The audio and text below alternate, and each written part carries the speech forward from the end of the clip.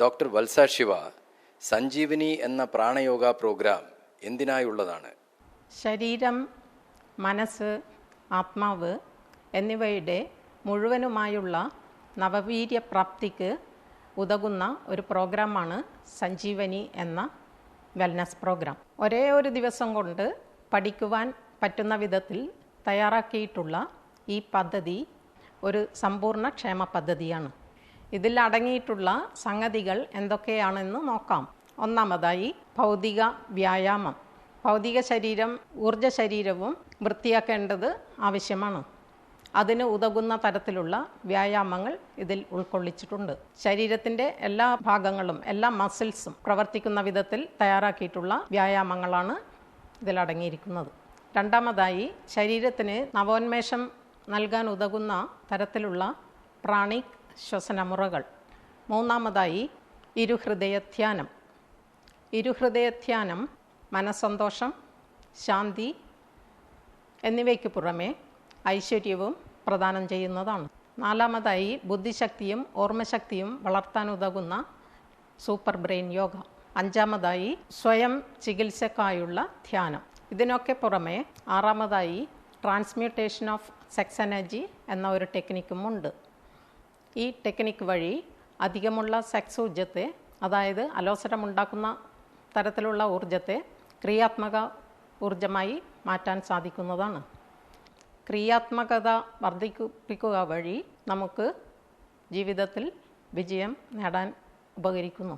അങ്ങനെ ഈ പരിപാടി പരിശീലിക്കുന്നവർക്ക് ഇച്ഛാശക്തി വളർത്താനും തടസ്സങ്ങൾ നീക്കി മുന്നോട്ട് പോകുവാനും സാധിക്കുന്നതാണ്. അങ്ങനെ ജീവിത വിജയം ഉറപ്പാക്കാവുന്നതാണ്. അതോടുകൂടി രാജ്യത്തിൻ്റെ നന്മയ്ക്കും ഉപകാരപ്രദമാകുന്നു. ഡോക്ടർ വത്സ ശിവ, താങ്കൾ ജീവ ഊർജം ഉപയോഗിച്ച് അസുഖങ്ങൾ ഭേദപ്പെടുത്തുന്നതായി അറിഞ്ഞു. ഒന്ന് വിശദീകരിക്കാമോ? അതെ, അടിസ്ഥാന തലത്തിൽ ഒരു ജീവശാസ്ത്രജ്ഞയാണ് ഞാൻ. പല അസുഖങ്ങളും പ്രാണ ഉപയോഗിച്ച് സുഖപ്പെടുത്താൻ പറ്റിയിട്ടുണ്ട്. ഒരു അത്ഭുത ചികിത്സ മാതിരിയും സംഭവിച്ചിട്ടുള്ള അനുഭവമുണ്ട്. ഇവിടെ നിന്നും US-ലേക്ക് ഊർജം അയച്ച് 2 മാസം പ്രായമുള്ള ഒരു പെൺകുട്ടിയുടെ അംഗവൈകല്യം മാറ്റാൻ സാധിച്ചിട്ടുണ്ട്. മനുഷ്യന് നഗ്നനേത്രങ്ങൾ കൊണ്ട് കാണാൻ കഴിയുന്ന ഭൗതിക ശരീരമുണ്ടെന്നുള്ള വസ്തുത എല്ലാവർക്കും അറിയുന്ന സംഗതിയാണ്. എന്നാൽ അതേ രൂപത്തിലുള്ള ഒരു ഊർജ ശരീരവും ഉണ്ടെന്നുള്ള വസ്തുത പലർക്കും അറിയില്ല. ഈ ഊർജ ശരീരമാണ് ഭൗതിക ശരീരത്തിൻ്റെ ഭാഗങ്ങൾക്ക് ഊർജം പകരുന്നത്.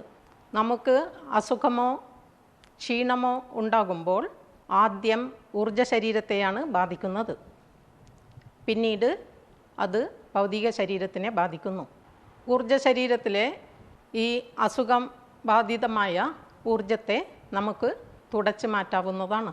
അതിനു പകരം നവോന്മേഷം പകരുന്ന, പുത്തുണർവ് തരുന്ന പുതിയ ഊർജത്തെ പ്രകൃതിയിൽ നിന്നും അല്ലെങ്കിൽ ഈശ്വരനിൽ നിന്നും സ്വീകരിച്ച് പ്രദാനം ചെയ്യുവാൻ സാധിക്കുന്നതാണ്. അങ്ങനെ അസുഖബാധിതമായ ഊർജത്തെ തുടച്ചു മാറ്റി പുത്തുണർവ് നൽകുന്ന പുതിയ ഊർജത്തെ കൊടുക്കുക വഴി നമുക്ക് അസുഖങ്ങൾ മാറ്റാവുന്നതാണ്.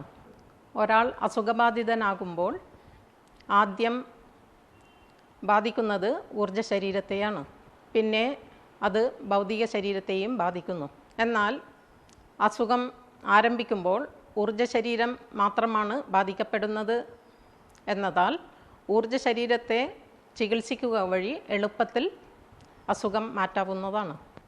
ഒരു പ്രാണ ഊർജദായകന് പ്രകൃതിയിൽ നിന്നും ഊർജത്തെ സ്വീകരിക്കുവാനും അത് അസുഖബാധിതമായ ആൾക്ക് കൊടുത്ത് അവരുടെ അസുഖത്തെ മാറ്റുവാനും ആരോഗ്യവും സംതൃപ്തിയും വീണ്ടെടുക്കുവാനും കഴിയും.